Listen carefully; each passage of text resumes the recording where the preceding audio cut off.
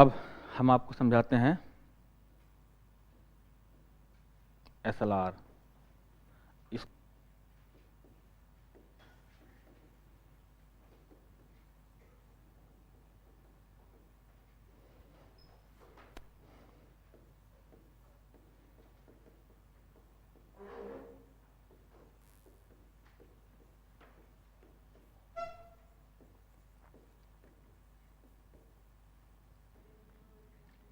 सबसे पहली बात यह है कि SLR होता क्या है। तो SLR होता क्या है, इससे पहले जरूरी है कि SLR क्यों। RBI के सामने दो प्रॉब्लम, शुरुआत में ही बोला था बैंकिंग पढ़ाते थे स्टार्टर से मैं। RBI के सामने दो प्रॉब्लम। देखो RBI के सामने समस्या क्या है, और ये याद रख लेना, ये मेंस से पूछा जाएगा, पूछा भी गया SLR की आवश्यकता क्या है। बेसिक इसके सामने दो प्रॉब्लम्स हैं। कौन कौन सी? पहली लिक्विडिटी और सॉल्वेंसी को मेंटेन करना। ठीक, तो लिक्विडिटी और सॉल्वेंसी किसकी मेंटेन करना? मार्केट की। और मार्केट और उनके बीच में कौन है? बैंक। तो फाइनली किसकी मेंटेन करनी है? बैंकों की। किसकी लिक्विडिटी और सॉल्वेंसी? बैंकों की लिक्विडिटी और सॉल्वेंसी को मेंटेन करने के लिए RBI के सामने प्रॉब्लम है। RBI के सामने दूसरा प्रॉब्लम है, वो ये है कि उसको ग्रोथ भी मेंटेन करना है, इकोनॉमी की ग्रोथ भी बना के रखनी है, और इकोनॉमी में इन्फ्लेशन को भी कंट्रोल करना है। इकोनॉमी में ग्रोथ को भी बना के रखना है और इन्फ्लेशन को भी कंट्रोल करना है। ये उसके सामने दो बेसिक प्रॉब्लम्स हैं। अब हमने बताया था कि उस बेसिक प्रॉब्लम्स को किसी एक टूल से दूर नहीं किया जा सकता, तो वो कई तरीके के टूल्स इस्तेमाल करेगी। उन्हीं टूल्स में से एक क्या है? SLR। तो सबसे बड़ा सवाल यह है कि आखिर लिक्विडिटी और सॉल्वेंसी की जरूरत ही क्यों है। तो लिक्विडिटी और सॉल्वेंसी की जरूरत क्यों? इससे पहले लिक्विडिटी और सॉल्वेंसी क्या होती है हमने आपको बता दिया कि लिक्विडिटी क्या होती है और सॉल्वेंसी पैसे का मार्केट में फ्लो लिक्विडिटी, और बैंकों का लगान या टैक्स, लगान नहीं क्या बोलेंगे, हाँ, लोन देने की जो क्षमता हो क्या होती है? उनकी सॉल्वेंसी। दोनों क्यों आवश्यक है? लिक्विडिटी इसलिए आवश्यक है ताकि आपकी इकोनॉमी चलती रहे, इकोनॉमी मूव करती रहे। अगर लिक्विडिटी इकोनॉमी में नहीं होगी तो इकोनॉमी आपकी क्रैश कर जाएगी, जैसे 1991 के दौर में हुआ था जब हमें अपने सिस्टम को ओपन करना पड़ा। तो लिक्विडिटी किस लिए जरूरी है? इकोनॉमी के लिए। मतलब इकोनॉमी के लिए सभी को जरूरी है, इकोनॉमी को समझ रहे हो ना। सॉल्वेंसी किस लिए जरूरी है? किस लिए जरूरी है? फेथ के लिए। एग्जाम्पल समझो, मैं हूं, मैंने अपना डिमांड डिपॉजिट बैंक के पास जमा किया, डिमांड डिपॉजिट बैंक के पास जमा किया। बैंक के पास 100 रुपया आया और बैंक ने मैक्सिमम प्रॉफिट के चक्कर में 100 के 100 रुपए मार्केट में लगा दिए। मुझे अचानक मेरे घर में किसी की तबीयत खराब हुई, मुझे बैंक में पैसा है इस बात का मुझे विश्वास था, मैं बैंक से पैसा लेने चला गया। बैंक से पैसा लेने चला गया और बैंक ने कहा कि मैं पैसा नहीं दे सकता हूं अभी आपको, क्योंकि मैंने सारा का सारा पैसा मार्केट में लगा दिया है। अगर ऐसा होगा तो ग्राहक यानी कंज्यूमर का, कस्टमर का विश्वास बैंकिंग सिस्टम पे होगा कि नहीं होगा? बैंकिंग सिस्टम से विश्वास खत्म होता चला जाएगा। और जब बैंकिंग सिस्टम से विश्वास खत्म होता चला जाएगा तो वही सिस्टम पैदा होगा जैसे पहले जमाने में होता था, जो बड़े बड़े गांव में ठेकेदार जमींदार हुआ करते थे, अपना पैसा करेंसी के रूप में रखते थे, उसको करेंसी के रूप में फ्लो करते थे और दास व्यवस्था बनी हुई थी। और वैसी व्यवस्था हो जाएगी जैसे मोहम्मद बिन तुगलक के समय में हुई थी। तो RBI के सामने चैलेंज ये है कि बैंकों को कुछ पैसा तो अपने पास इतना रखना ही चाहिए कि इमरजेंसी में अगर कोई उनसे अपना पैसा मांगने आए तो वो ग्राहकों को अपना पैसा दे सकें, ताकि बैंकिंग सिस्टम भी चलता रहे, मार्केट भी चलता रहे और बैंकिंग सिस्टम पे लोगों का विश्वास भी बना रहे। क्योंकि अगर उन्होंने पैसा नहीं दिया तो पैसा मार्केट में नहीं जाएगा, पैसा मार्केट में नहीं जाएगा तो लिक्विडिटी मेंटेन नहीं होगी। क्लियर? तो इसके लिए आरबीआई ने दो टूल्स बनाए। कौन कौन से? एक एसएलआर और एक सीआरआर। तो यहां से एक कॉन्सेप्ट और आपको समझ में आ रहा होगा कि एसएलआर का मेजर एम क्या है? लिक्विडिटी और सॉल्वेंसी को मेंटेन करना। क्या है? अगर एग्जाम में प्री में पूछता तो आप करने में सक्षम हैं। क्लियर है? दूसरा क्या है? ग्रोथ और इन्फ्लेशन। इन दोनों में रिलेशन भी याद रखना। विकास और मुद्रास्फीति, ये पूछा है हिस्से में। ठीक है? इन्फ्लेशन ग्रोथ के लिए बहुत जरूरी है, इन्फ्लेशन ग्रोथ के लिए बहुत जरूरी है, लेकिन वो इन्फ्लेशन स्टैंडर्ड कंडीशन 3 से 4 के बीच में होनी चाहिए। इन्फ्लेशन का मतलब होता है मुद्रास्फीति, कभी बाद में समझाएंगे, आज इतना समझ लो। मुद्रास्फीति का मतलब होता है गुड्स या सर्विसेज की वैल्यू का बढ़ जाना और करेंसी के वैल्यू का घट जाना। ठीक? तो इन्फ्लेशन अगर 3 से ज्यादा तो भी ग्रोथ प्रभावित होगा, इन्फ्लेशन 3 से कम तो भी ग्रोथ प्रभावित होगा। और इन्फ्लेशन लिक्विडिटी पे डिपेंड करता है। किस पे करता है? लिक्विडिटी पे डिपेंड करता है, और इन्फ्लेशन ग्रोथ को अफेक्ट करता है। तो आरबीआई के सामने चैलेंज ये है कि हमें लिक्विडिटी और सॉल्वेंसी के साथ साथ ग्रोथ और इन्फ्लेशन के कंडीशन को भी मेंटेन करना है, ताकि इकोनॉमिकल साइकिल अच्छे से चलती रहे। और इसको मेंटेन करने के लिए हमें कुछ टूल्स ऐसे अपनाने पड़ेंगे, कुछ नॉर्म्स ऐसे अपनाने पड़ेंगे जिससे सॉल्वेंसी के साथ साथ ये चीजें मेंटेन होती रहें। तो इसको मेंटेन करने के लिए उसने इन दोनों के अलावा दो चीज और लेके आया।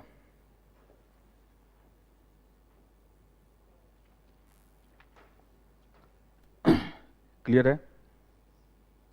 समझ गए? तो एसएलआर क्यों आवश्यक है या क्यों आवश्यक था, ये क्लियर हो गया? कि भी कुछ पूछना है? नहीं ना?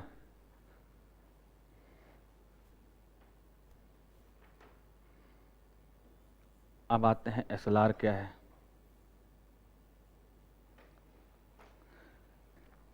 किसी भी बैंक का अपने पूरे इंटर बैंकिंग सिस्टम के दौरान जनरेट एनडीटीएल का कुछ परसेंटेज जो आरबीआई डिफाइन करती है, उसको रिजर्व के रूप में अपने पास रखना होता है। किसके पास रखना होता है? अपने पास। किस काम के लिए? ताकि लिक्विडिटी सॉल्वेंसी मेंटेन रहे। क्लियर है? ये एनडीटी, ये क्या होता है? एसएलआर। तो आपने क्या कहा कि एसएलआर एक परसेंटेज है। किसका? एनडीटीएल का। इस परसेंटेज को क्या करना होता है? रिजर्व रखना होता है। किसके पास? खुद बैंक के पास, बैंक के ब्रांच के पास। इतनी बात आपने क्लियर कर लिया। किस लिए रिजर्व रखना होता है? तो आपने कहा लिक्विडिटी एंड सॉल्वेंसी को मेंटेन करने के लिए। ठीक? परसेंटेज, आपने कहा परसेंटेज है, कुछ परसेंटेज का मतलब है रेशियो भी है। ठीक है? तो अब सवाल उठता है परसेंटेज डिफाइन कौन करेगा? ये तो नहीं, कौन डिफाइन करेगा? आरबीआई डिफाइन करेगी। तो आरबीआई डिफाइन करेगी तो आरबीआई को पता तो है इनके पास क्या है, तो आरबीआई कहेगी हम किस पे डिफाइन करेंगे? एनडीटीएल पे। किस पे डिफाइन करेंगे? एनडीटीएल पे। तो एसएलआर किस पे बेस्ड है? एनडीटीएल पे। किस पे बेस्ड है? एसएलआर किस पे बेस्ड है? एनडीटीएल पे। और एनडीटीएल किस पे बेस्ड है? डेली बेसिस पे। एनडीटीएल काउंटिंग कैसे होती है? डेली बेसिस पे। तो एसएलआर की काउंटिंग कैसे होगी? क्लियर है? तो एसएलआर की काउंटिंग डेली बेसिस पे की जाती है, ना कि वीकली। एसएलआर काउंटिंग किस पे की जाती है? डेली बेसिस पे। ठीक ठीक है।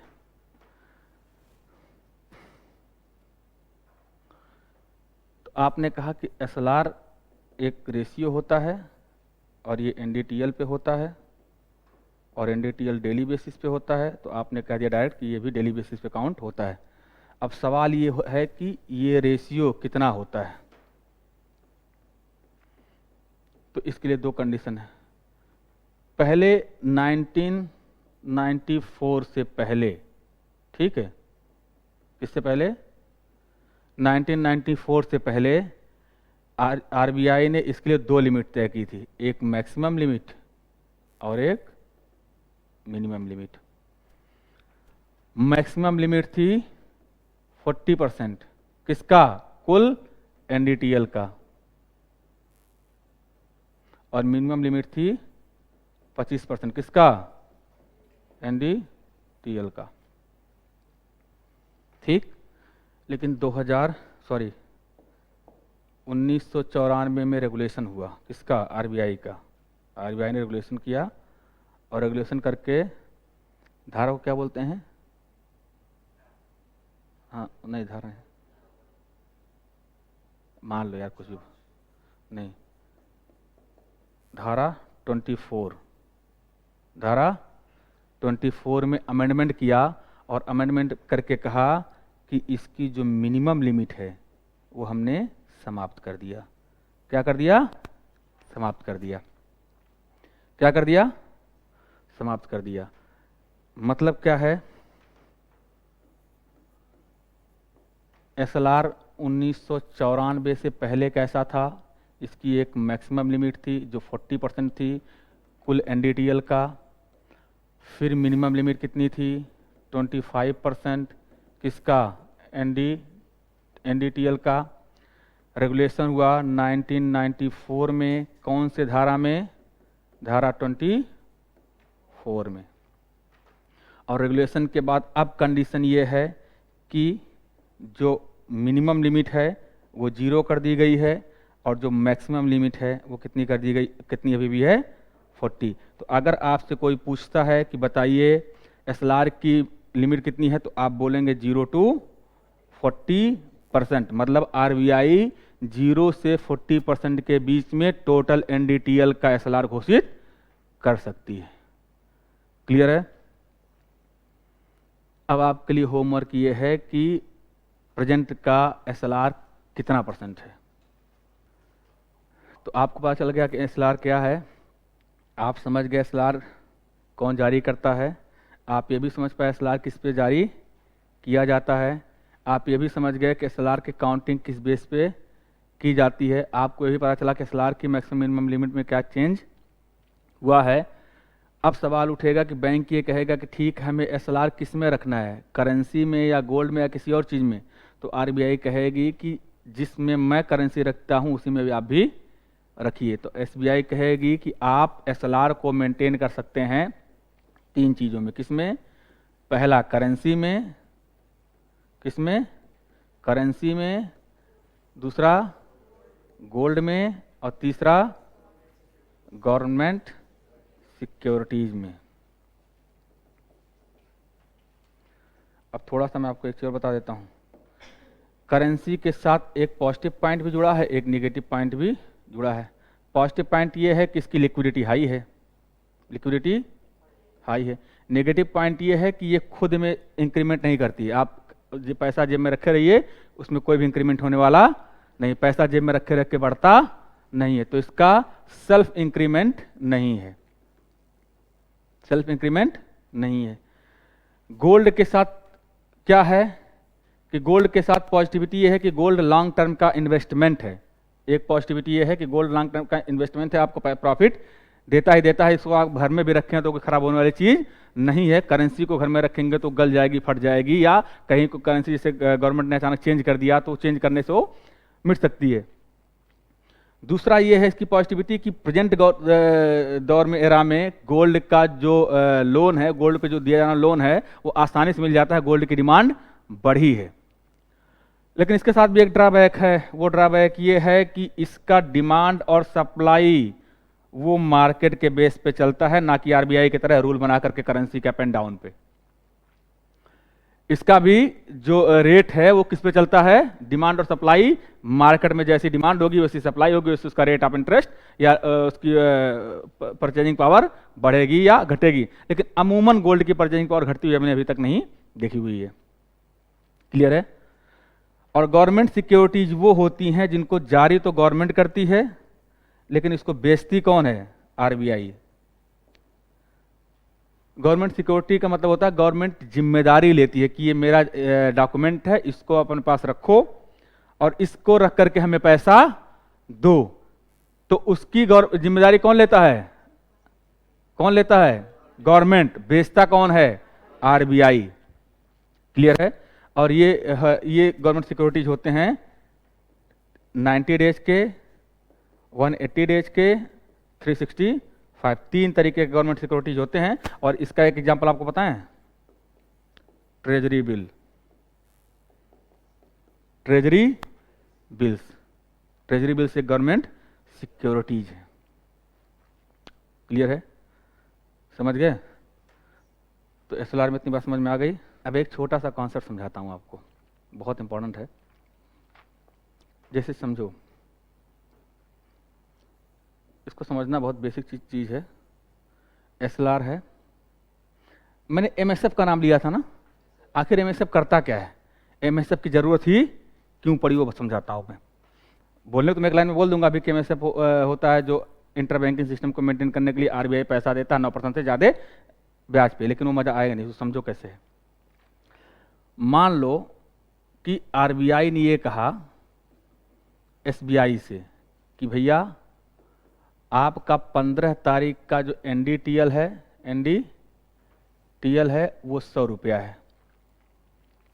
कितना है, और आपको 23% यानी कि 23 रुपया मेंटेन करके रखना है। ठीक, ऐसा कहा आरबीआई ने उनसे। तो इन्होंने कहा ठीक है भैया लो, हमने 4 रुपया हमारे पास करेंसी थी वो हमने रख दिया। तो उन्होंने कहा ठीक है। फिर उन्होंने कहा दिया हमारे पास 18 रुपये का, 5 रुपये इसको कर दो। उन्होंने कहा हमारे पास 18 रुपये का गोल्ड है, 18 रुपये का गोल्ड है। तो हमने 18 का गोल्ड रख दिया और 5 की करेंसी हम आज के डेट में रख देंगे, क्योंकि हमने कल के डेट में 18 रुपये का गोल्ड हमने रखा है। कि जो 18 रुपये का आपने गोल्ड लिया था तो इसको आपको करेंसी में चेंज करना पड़ेगा। तो बैंक जाएगा मार्केट में बेचने। तो बैंक के साथ 2 कंडीशन हो सकती। केस नंबर 1 कि उस गोल्ड का रेट बढ़ जाए। गोल्ड का रेट कितना हो जाए, बढ़ जाए। और मान लो गोल्ड का रेट बढ़ के कितना हो गया, 19 रुपये। कितना हो गया, 19 रुपया। 19 रुपया हो गया। तो अब एनडीटीएल पे जो हमें रखना था कितना था, 23 रुपया रखना था ना। अरे बोलो हाँ ना। हमारे पास 5 रुपया पहले से है, 5 रुपया करेंसी के रूप में पहले से है। ठीक। और हमने गोल्ड बेच के कितना कमाया, 19 रुपया। टोटल कितना हो गया, 24 रुपया। रखना कितना हमें है, 23 रुपया। एक्स्ट्रा कितना हो रहा है, 1 रुपया। तो आरबीआई ये कहती है कि हम आपको रोकेंगे नहीं, आप इस 1 रुपये को कहाँ डाल दो, कहाँ डाल दो। क्यों किया ऐसा उसने, क्योंकि अगर ये 1 रुपया मार्केट में नहीं डालोगे तो आपने 1 रुपया मार्केट से खींचा है, लिक्विडिटी को अपने अंदर खींच लिया है। और लिक्विडिटी मेंटेन करने के लिए जरूरी है कि ये 1 रुपया बाहर जाए। आपको कितना रखना है, 23 ही रखना है। तो पहली कंडीशन तो ये बन सकती है कि गोल्ड का रेट बढ़ा हुआ हो और एक्स्ट्रा पैसा बैंक के पास आ जाए, तो बैंक उस पैसे को इन्वेस्ट करेगी मार्केट में। अब आगे हम बताएंगे कि अगर मार्केट में पहले से बहुत पैसा है तो आरबीआई कहेगी इसको आप हमारे पास दे दो रेपो रेट के या रिवर्स रेपो रेट के रूप में। एक कंडीशन तो ये बन सकती है गोल्ड की आपकी, ठीक। दूसरी कंडीशन देखो क्या बनेगी।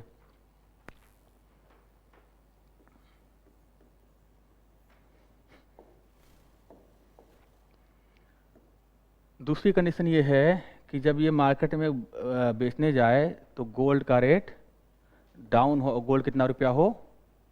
17 रुपया। कितना रुपया हो? इसने मार्केट में बेचा, उसको कितना मिला? 17 रुपया। और हमें एनडीटीएल के हिसाब से मेंटेन कितना करना है? 23 रुपया। हमारे पास करेंसी कितनी है? करेंसी कितनी है? 5 रुपया। और फिर हमारे पास गोल्ड से कितना मिल गया हमें? 17 रुपया। हुआ कितना? 22 रुपया। कमी कितने की है? 1 रुपये की। तो आरबीआई कहेगा, बैंक ये कहेगा कि भैया अब हम क्या करें, हमारा एसएलआर तो मेंटेन नहीं हो पा रहा है। तो आरबीआई कहता है आपका एसएलआर मेंटेन नहीं हो पा रहा, आप घबराओ नहीं, आप हमसे पैसा ले लो एमएसएफ के तहत। आप हमसे वो 1 रुपया एमएसएफ के तहत ले लो और अपना एसएलआर मेंटेन कर लो। तो समझ गए ना एसएलआर एमएसएफ क्या है?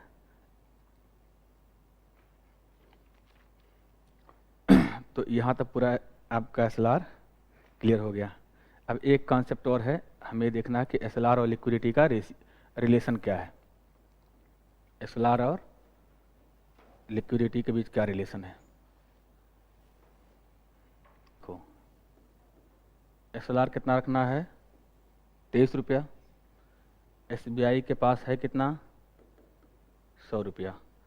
अब पहली कंडीशन देखो कि आज मान लो एसएलआर हो गया 24 रुपया, मतलब अब मार्केट में कितना रुपया गया? स्टैंडर्ड कंडीशन में मार्केट में क्या रुपया गया? 76 ना, 77 ना, ये मार्केट में गया। स्टैंडर्ड कंडीशन मान लो है ये है कि 23 रुपया एसएलआर है, 23, 100 रुपया एसबीआई के पास था। तो एसएलआर मेंटेन करने के बाद 77 रुपये मार्केट में चले गए, ठीक। पहली कंडीशन मान लो कि एसएलआर 24 हो गया। एसएलआर 24 हो गया तो अब कितना पैसा बचा मार्केट में जाने के लिए? 76। यानी कि इसकी तुलना में मार्केट में जो पैसे का फ्लो है क्या हो गया? मार्केट में पैसे का फ्लो कम हो गया, इसका मतलब लिक्विडिटी क्या हो गई? कम हो गई, ठीक। दूसरी कंडीशन ले लो कि मान लो स्टैंडर्ड एसएलआर 23 है और अभी एसएलआर हो गया 22 रुपये। कितना हो गया? 22 रुपये हो गया। इसका मतलब, रुक जाओ, अब मार्केट में जाने के लिए कितना बच गया? 78। 78 का मतलब मार्केट में जो फ्लो है वो बढ़ गया, घट गया? बढ़ गया। फ्लो बढ़ गया तो लिक्विडिटी बढ़ेगी, घटेगी? बढ़ जाएगी। क्लियर है? इसका मतलब ये है कि ये स्टैंडर्ड एसएलआर है। जब एसएलआर बढ़ रहा है तो लिक्विडिटी कम हो जा रही है, और जब एसएलआर घट रहा है तो लिक्विडिटी बढ़ जा रही है। तो इसका मतलब क्या है? एसएलआर 1/लिक्विडिटी,